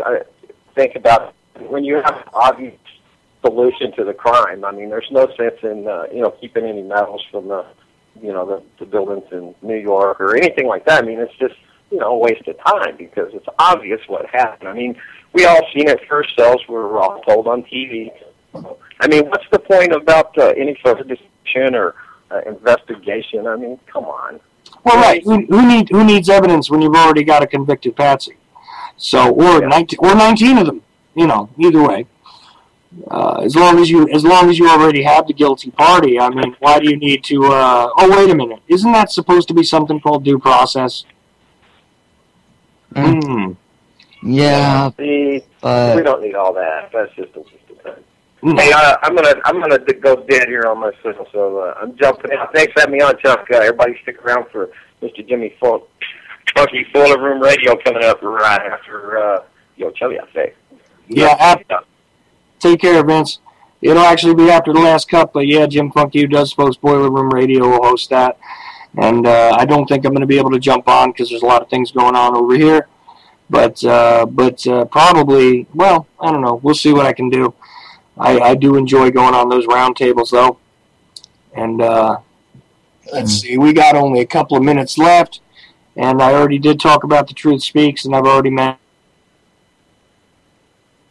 And those that are catching this later on downstream, or if you go to the SoundCloud and you find Chuck Ochelli and you happen to pick him up, do come to, ucy.tv/TOE, and there's always an active chat room, which goes on through all the shows, not just mine, and all that kind of good stuff. So, there you go. Dylan, anything you want to add before my obnoxious bumper kicks in and we're all done? Just listen to The Truth Speaks on YouTube, and listen to us on Shake and Wake Radio, which debuts on August 1st. That's it. Right, and thanks again for joining me, Dylan. Again, it is really great to have somebody who is from the younger generation, who is interested in the same types of topics that I am. And I know I've been a little bit jokey and everything tonight. I had a couple of beers before I came on the air, but I don't think I slurred too much. And I didn't get entirely hostile. Which, honestly, Chuck, was a little disappointing. All right. Listen, I'll tell you what. Next time we do this, I will make sure that hostility is in the air, and I'll get all kinds of aggravating things together. And you can find some aggravating stuff to get me set off if you want. And we'll give the listeners a real show. As long as you don't get aggravated at me, we're good. Well, listen, even if I do, we'll just blow it off the next day, like two good friends getting into a fist fight, and then, throwing your arms around each other afterwards and taking a good look and laughing at each other's black eyes. We'll just deal with it that way, Dylan, all right? Of course. everybody!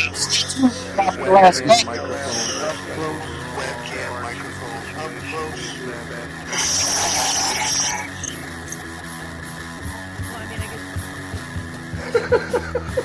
At the age of 19 in 1962, she was but I have the files. You know, I read this stuff at the National Archives, and I read these other things. I said to myself, how can that be possible? You know, pistols and final slap of choice. I don't know when that was. Internet, professional wrestler, and not Jesse Ventura style. It doesn't matter where the information comes from as long as it's real. It doesn't. It's hard to get real information because seriously, they don't want you to have just read two sources whenever.